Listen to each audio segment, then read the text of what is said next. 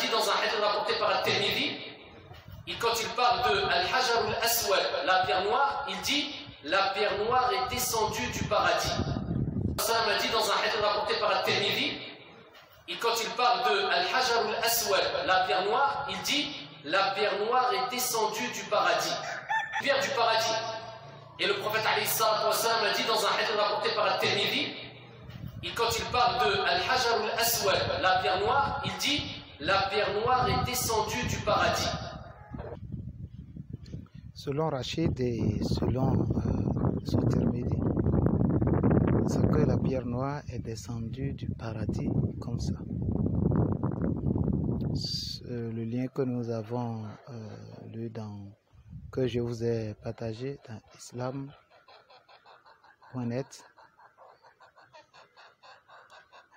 c'est que la pierre noire est descendue accompagnée d'une lumière éblouissante certainement. Mais dans l'histoire des prophètes, un livre authentique écrit par Ibn Kassir dit que c'est Adam qui est venu avec ce livre et cette pierre. Et non pas dit il est venu avec la pierre blanche, mais il est venu avec la pierre noire. Même si cela a été vérifié. Supposons que c'est tombé du ciel.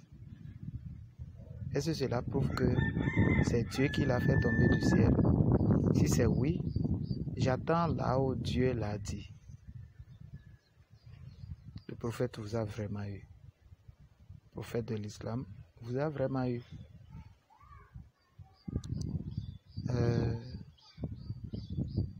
Dans Actes chapitre 19, la même chose s'est passée en Éphèse, où je vais vous faire lire directement.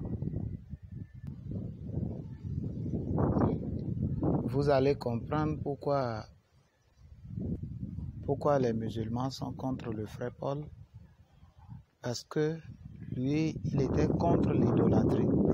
Il luttait contre l'idolâtrie et il imposait le règne de Dieu sur la terre. Lisons Actes des Apôtres, chapitre 19. On dit pendant qu'Apollos était à Corinthe, Paul, après avoir parcouru les hautes provinces de l'Asie, arriva à Éphèse. Ayant rencontré quelques disciples, il leur dit: avez-vous reçu le Saint-Esprit quand vous avez cru? Ils lui répondirent: nous n'avons pas même entendu dire qu'il est un Esprit Saint, un Saint-Esprit. Il dit: de quel baptême avez-vous donc été baptisé? Et il répondit: du baptême de Jean. Alors Paul dit: Jean a baptisé du baptême de repentance, disant au peuple de croire en celui qui venait après lui, c'est-à-dire en Jésus. Sur ces paroles, ils furent baptisés au nom du Seigneur Jésus.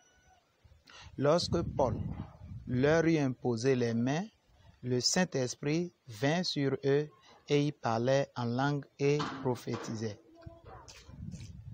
Ils étaient en tout environ 12 hommes. Ensuite, Paul entra dans la synagogue où il parla librement. Pendant 3 mois, il discourut sur les choses qui concernent le royaume de Dieu, s'efforçant de persuader ceux qui l'écoutaient. Mais comme quelques-uns restaient endurcis et incrédules, décriant devant la multitude la voix du Seigneur, il se retira d'eux, sépara les disciples et enseigna chaque jour dans l'école d'un nommé Tyrannus. Cela durant 2 ans, de sorte que tous ceux qui habitaient l'Asie, juifs et grecs, entendirent la parole du Seigneur. Et Dieu faisait des miracles extraordinaires par les mains de Paul, ce qui n'a jamais été le cas du prophète Mohammed, au point qu'on appliquait sur les malades des linges ou des mouchoirs qui avaient touché son corps et les malades les quittaient et les esprits malins sortaient. Quelques exorcistes juifs ambulants essayaient d'invoquer sur ceux qui avaient des esprits malins le nom du Seigneur Jésus en disant « Je vous conjure par Jésus que Paul prêche ».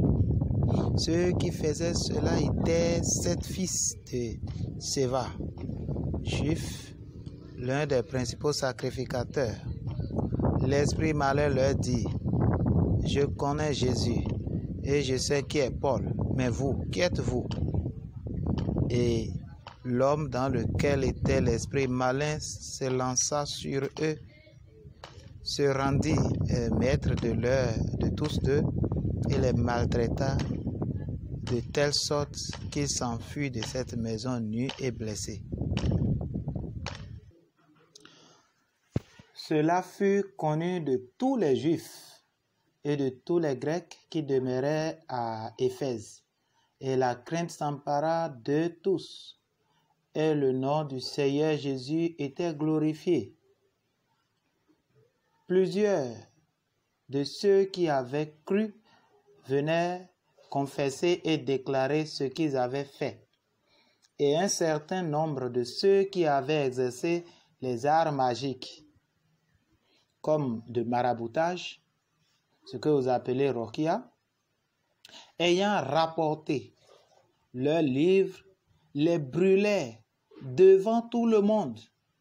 On en estima la valeur à 50 000 pièces d'argent. C'est ainsi que la parole du Seigneur croissait en puissance et en force. Vous voyez pourquoi les musulmans sont contre le frère Paul? Après que ces choses se furent passées, Paul forma le projet d'aller à Jérusalem.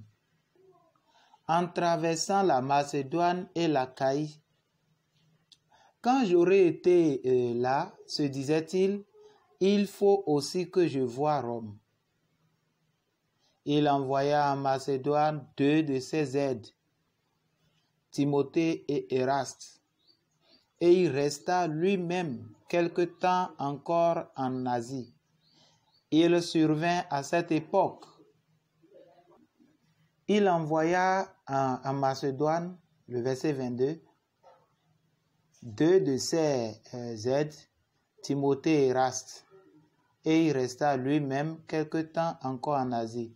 Il survint à cette époque un grand trouble au sujet de la voix du Seigneur. Un nommé Démétrius, orfèvre, fabriquait en argent des temples de Diane et procurait à ses ouvriers un gain considérable. Il les rassembla avec ceux du même métier et dit aux hommes, vous savez que notre bien-être dépend de cette industrie. Et vous voyez et entendez que non seulement à Éphèse, mais dans presque toute l'Asie, ce Paul a persuadé et détourné une foule de gens en disant que les dieux faits de main d'hommes ne sont pas des dieux. Le danger qui en résulte, ce n'est pas seulement que notre industrie ne tombe en discrédit, c'est encore que le temple de la grande déesse Diane ne soit tenu pour rien, et même que la majesté de celle qui est révérée dans toute l'Asie et dans le monde entier ne soit réduite à néant. Ces paroles les ayant remplis de colère, ils se mirent à crier « Grande est la Diane des Éphésiens! Grande est la Diane des Éphésiens !» Toute la ville fut dans la confusion. Ils se précipitèrent tous ensemble au théâtre, entraînant avec eux Gaius et Aristarque, macédonien, compagnon de voyage de Paul. Paul voulait se présenter devant le peuple, mais les disciples l'en empêchaient. Quelques-uns, même des Asiaques, et qui étaient ses amis, envoyaient vers lui pour l'engager à ne pas se rendre au théâtre. Les uns criaient d'une manière, les autres d'une autre, car le désordre régnait dans l'assemblée, et la plupart ne savaient pas pourquoi ils s'étaient réunis. Mais ils criaient.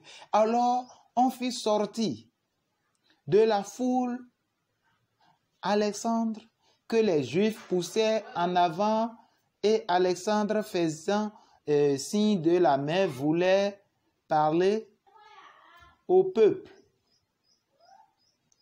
Mais quand ils reconnurent qu'il était juif, tous d'une seule voix crièrent pendant près de 2 heures, « Grande est la Diane des Éphésiens! Grande est la Diane des Éphésiens! » Cependant, le secrétaire, ayant apaisé la foule, dit, « Hommes Éphésiens, quel est celui qui ignore que la ville d'Éphèse est la gardienne du temple de la grande Diane et de son simulacre tombé du ciel? » Nous y sommes. Le verset 35 dit, « Cependant, le secrétaire ayant apaisé la foule, dit, « Hommes Éphésiens, quel est celui qui ignore que la ville d'Éphèse est la gardienne du temple de la grande Diane et de son simulacre tombé du ciel? » Je vous dis exactement que c'est ce qui s'est passé en Arabie Saoudite.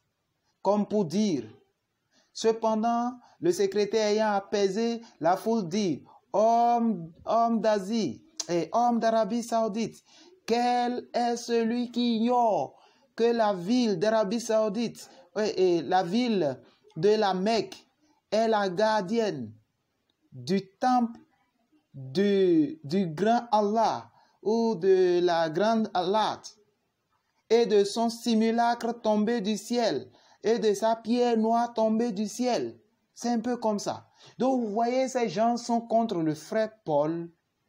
C'est de la même manière les musulmans sont contre le frère Paul. Parce qu'ils combattaient l'idolâtrie. Le prophète Mohammed, lui, fait semblant de combattre, mais il renforce leur capacité et leur adoration. Ça, c'est de l'idolâtrie hypocrite. Donc, le frère Paul était contre, et les gens étaient contre le frère Paul parce qu'il était contre leur idole. De la même manière, de nos jours, les musulmans sont farouchement contre le frère Paul parce qu'il luttait et combattait l'idolâtrie. Vous pouvez continuer la lecture. Donc, je vous demande de rentrer en vous-même et de voir qu'ils vous ont vraiment trompé. Vous êtes dans l'idolâtrie et non dans l'adoration d'un seul Dieu. D'un seul Dieu, non. L'unicité dont Allah le prophète Mohammed vous a enseigné, c'est l'unicité des anciens arabes pré-islamiques, ce qu'ils adoraient, les Hanifiens. Donc c'est la foi des Hanifiens, ou du moins des idolâtres de la Mecque. Vous voyez dans Jean chapitre 3, la Bible dit, « Car Dieu a tant aimé le monde qu'il a donné son Fils unique, afin que quiconque croit en lui ne périsse point, mais qu'il ait la vie éternelle. » Dieu, en effet, n'a pas envoyé son Fils dans le monde pour qu'il juge le monde, mais pour que le monde soit sauvé par lui. Celui qui croit en lui n'est point jugé, mais celui qui ne croit pas est déjà jugé, parce qu'il n'a pas cru au nom du Fils unique de Dieu. Ils vont vous dire, Dieu n'a pas de fils. Ou du moins, Allah n'a pas de fils. Oui, Allah ne peut pas avoir de fils parce que c'est une idole. Allah ne peut pas avoir de fils.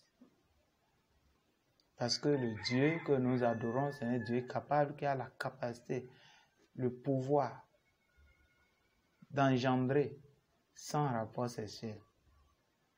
Il est capable de se dupliquer. Ce qui est contraire, ce qui est impossible au Dieu de Abdallah et de Abu Muttalib, dont leur petit-fils maintenant, ou leur fils, est venu corroborer. Je continue. Le verset 19 dit, « Et ce jugement, c'est que, la lumière étant venue dans le monde, les hommes ont préféré les ténèbres à la lumière parce que leurs œuvres étaient mauvaises. Car quiconque fait le mal hait la lumière et ne vient point à la lumière, de peur que ses œuvres ne soient dévoilées. Mais celui qui agit selon la vérité vient à la lumière, afin que ses œuvres soient manifestées parce qu'elles sont faites en Dieu. » Après cela, Jésus, accompagné de ses disciples, se rendit dans la terre de Judée. Donc voilà un peu que le Seigneur vous aide à savoir qui est le vrai Dieu et quelle est la vraie voie, le vrai chemin. Pour finir, dans ce sens, je voudrais vous rassurer que c'est l'idolâtrie avant à la Kaaba qui continue à se pratiquer. Je vous lis ce livre de Al-Muwatta de l'imam Malik. Nous sommes à la page 150. Al-Muwatta de l'imam Malik. C'est un livre authentique que tous les ulémas ont certifié comme authentique. Le numéro 813 ou 109, Abdallah ibn Umar a rapporté que le prophète sallallahu alayhi wa sallam, sur lui la grâce et la paix d'Allah, a dit à Aïcha, « N'as-tu pas remarqué que tes concitoyens, en bâtissant la Kaaba, n'ont pas suivi les fondations d'Ibrahim ?» Aïcha a répondu, « Ô envoyé d'Allah, ne vas-tu pas la rebâtir selon les fondations d'Ibrahim ?» Il riposta, « Si tes concitoyens n'étaient pas si proches du temple du polythéisme, je l'aurais fait. » Abdallah ibn Omar ajouta, « Si Aïcha avait entendu ces mots de l'envoyé d'Allah, sallallahu alayhi wa sallam, je ne pense pas que l'envoyé d'Allah, sallallahu alayhi wa sallam, aurait négligé le fait de toucher les deux colonnes yéménites qui suivent directement la pierre noire. Or, la maison n'a pas été rétablie selon les fondations d'Ibrahim. » Donc, vous voyez, donc c'est la construction de cette maison de la Kaaba est à la forme des idolâtres que je vous avais montré, que je veux vous montrer encore. Le prophète a dit que ce n'est pas reconstruit à l'image de la construction d'Ibrahim. Vous voyez, donc ça veut dire que même s'il s'avérait que pour Ibrahim était vérifié, les idolâtres ont déjà détruit cela et ils ont construit leur propre Kaaba. Et c'est ça qui continue à être visité lors de Hajj.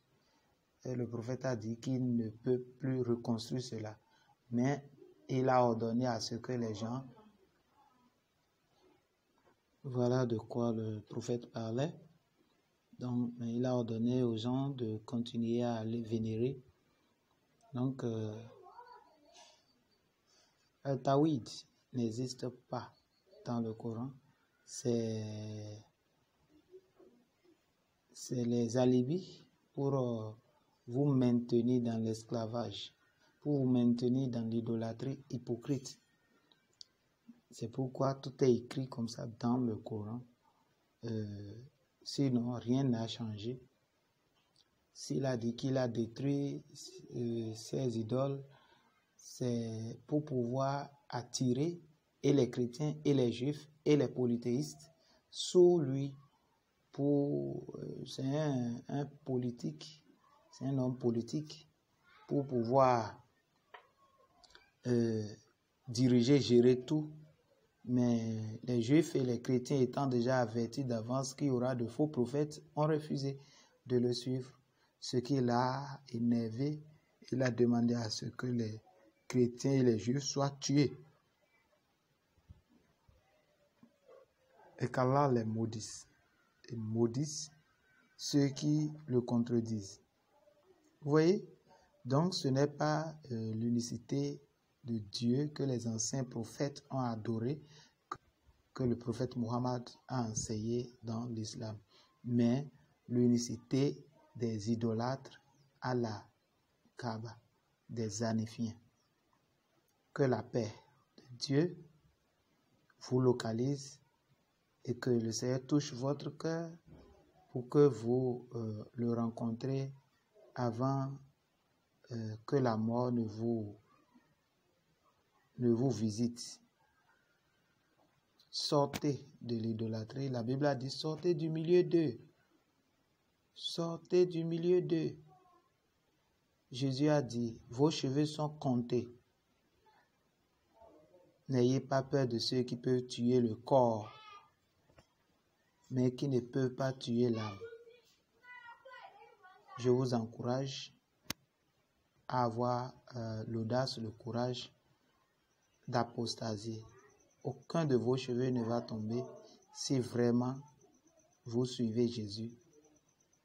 Shalom et à la prochaine.